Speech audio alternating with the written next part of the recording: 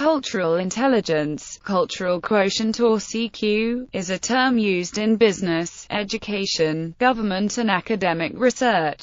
Cultural intelligence can be understood as the capability to relate and work effectively across cultures. Originally, the term cultural intelligence in the abbreviation CQ was developed by the research done by Soon Ang and Lin Van Dine as a research-based way of measuring and predicting intercultural performance. The term is relatively recent. Early definitions and studies of the concepts were given by P. Christopher Early and Soon Ang in the book Cultural Intelligence. Individual interactions across cultures, and more fully developed later by David Livermore in the book Leading with Cultural Intelligence. The concept is related to that of cross-cultural competence, but goes beyond that to actually look at intercultural capabilities as a form of intelligence that can be measured and developed. According to Early, Ang, and Van Dine, cultural intelligence can be defined as a person's capability to adapt as he interacts with others from different cultural regions,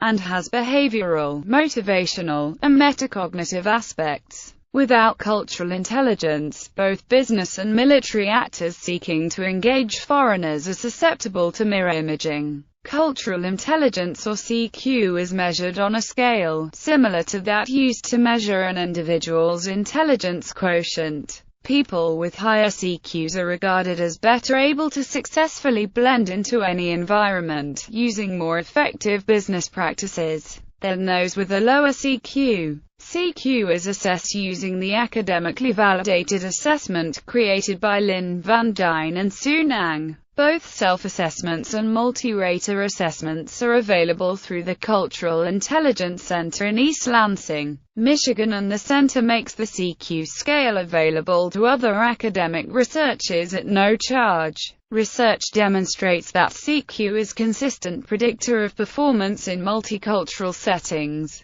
Cultural intelligence research has been cited and peer-reviewed in more than 70 academic journals. The research and application of cultural intelligence is being driven by the Cultural Intelligence Center in the U.S. and Nanyang Business School in Singapore. 4 CQ capabilities. Ang, Van Dine, and Livermore describe 4 CQ capabilities: motivation, cognition, metacognition, and behavior. CQ assessments report scores on all 4 capabilities as well as several sub-dimensions for each capability. The 4 capabilities stem from the intelligence-based approach to intercultural adjustment and performance. CQ drive is a person's interest and confidence in functioning effectively in culturally diverse settings. It includes intrinsic interest, deriving enjoyment from culturally diverse experiences; extrinsic interest, gaining benefits from culturally diverse experiences; self-efficacy, having the confidence to be effective in culturally diverse situations; CQ knowledge is a person's knowledge about how cultures are similar and how cultures are different. It includes business knowledge about economic and legal systems; interpersonal knowledge about values, social interaction norms,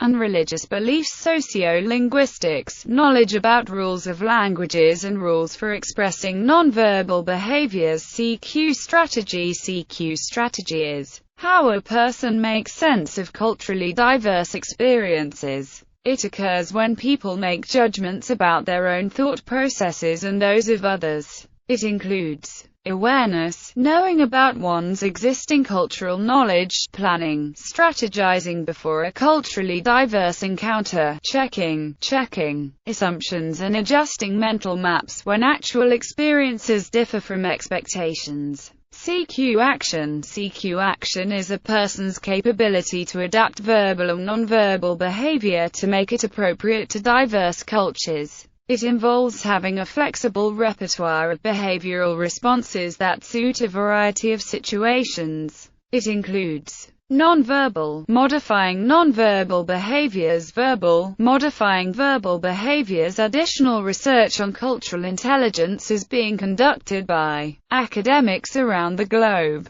including research on culturally intelligent organizations, the correlation between neuroscience and the development of cultural intelligence, and situational judgment making and CQ assessment. Cultural intelligence in business. Cultural intelligence, also known within business as cultural quotient, or CQ, is a theory within management and organizational psychology, positing that understanding the impact of an individual's cultural background on their behavior is essential for effective business, and measuring an individual's ability to engage successfully in any environment or social setting. Christopher Early and his wife Elaine Mosaikowski in the October 2004 issue of Harvard Business Review described cultural intelligence. CQ has been gaining acceptance throughout the business community. CQ teaches strategies to improve cultural perception in order to distinguish behaviors driven by culture from those specific to an individual, suggesting that allowing knowledge and appreciation of the difference to guide responses results in better business practice. CQ is developed through cognitive means, the head; physical means, the body; motivational means, the emotions. Cultural intelligence in government. Cultural intelligence refers to the cognitive, motivational, and behavioral capacities to understand and effectively respond to the beliefs, values, attitudes, and behaviors of individuals and groups under complex and changing circumstances in order to effect a desired change. Cultural knowledge and warfare are bound together as cultural intelligence is central to ensuring successful military operations. Culture is composed of factors including language, society, economy, customs, history, and religion. For military operations, cultural intelligence concerns the ability to make decisions based on understanding of these factors. In the military sense, cultural intelligence is a complicated pursuit of anthropology, psychology, communications, sociology, history, and above all, military doctrine. Diplomatic implications. Diplomacy is the conduct by governmental officials of negotiations and other relations between nations. The use of cultural intelligence and other methods of soft power have been endorsed and encouraged as a primary tool of statecraft as opposed to more coercive forms of national power. Its further development is being stressed as a primary exercise of power as opposed to the expensive coercive options such as military action or economic sanctions. For example, in 2007, U.S. Secretary of Defense Robert Gates called for strengthening our capacity to use soft power and for better integrating it with hard power, stating that using these other instruments could make it less likely that military force will have to be used in the first place,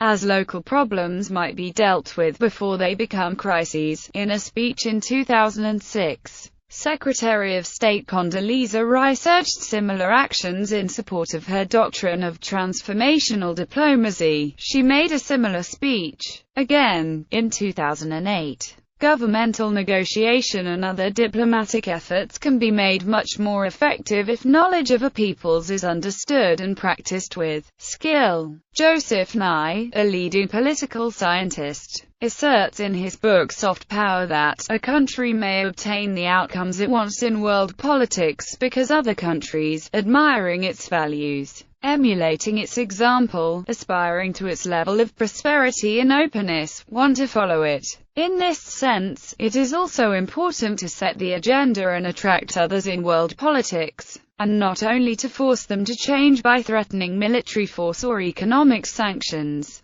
This soft power, getting others to want the outcomes that you want, co-opts people rather than coerces them. The sorts of effects Nye describes are much more effective if there is a willingness on the part of the influencing agent to respect and understand the other agent's cultural background. An example of diplomacy was a provision within the USA Patriot Act, condemning discrimination against Arab and Muslim Americans, response to the events of 9/11. This provision ensures the protection of U.S. Muslims and Arabs, ensures a distinction between them and those that committed those terrorist acts, and lives up to the ideals of the U.S. Constitution of non-discrimination. This precedent sets up an attitude of an awareness of and respect for peaceful, law-abiding Muslims. However, cultural intelligence can be used to the opposite effect. In 2006 and 2007, Russian President Vladimir Putin used his knowledge of German Chancellor Angela Merkel and her fear of dogs to intimidate her during negotiations by bringing his Labrador retriever, Coney. A similar, unintentional gaffe occurred in 1968 when President Richard Nixon flashed the AOK hand gesture to Brazilians as he stepped off his plane. A gesture that means things are good in America is the equivalent of the middle finger in Brazil. An unintentional offense that could have been avoided had Nixon known about this cultural difference. Cultural intelligence in the U.S. military.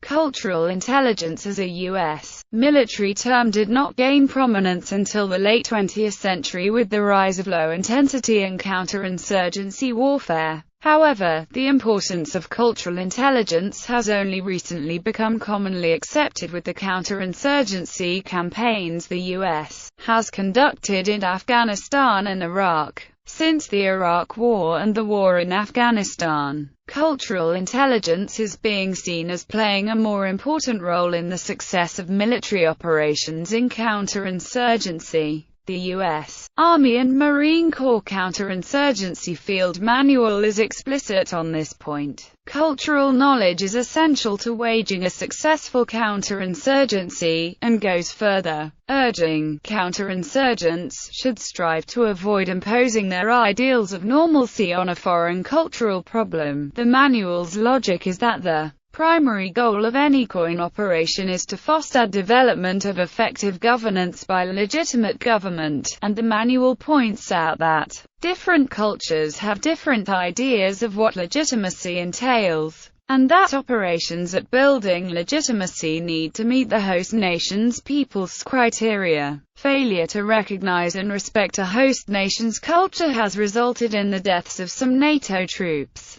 and attempts have been made to make Afghans aware of Western culture and vice versa to mitigate some of these unintentional effects. But the cultural attitudes of the host nation's peoples aren't the only consideration. The culture of the insurgents is crucial as well, for that information helps to develop effective programs that attack the insurgency's root causes. In this way, this information helps to shape counterinsurgent military operations. Human terrain system. To this effect, the U.S. Army has developed the human terrain system to provide cultural information of host nations. To date, the HTS program remains the primary unified effort to provide this information to supplement military operations in areas where armed services are deployed. The program is also controversial, with the American Anthropological Association arguing that such efforts represent a conflict of interest and a possible violation of the ethical standards of anthropologists, but it has been defended by others as ethical. Despite these objections, the military continues to employ this program with the hope of relying less on traditional military operations, and instead on diplomatic and civilian efforts, all with more effect.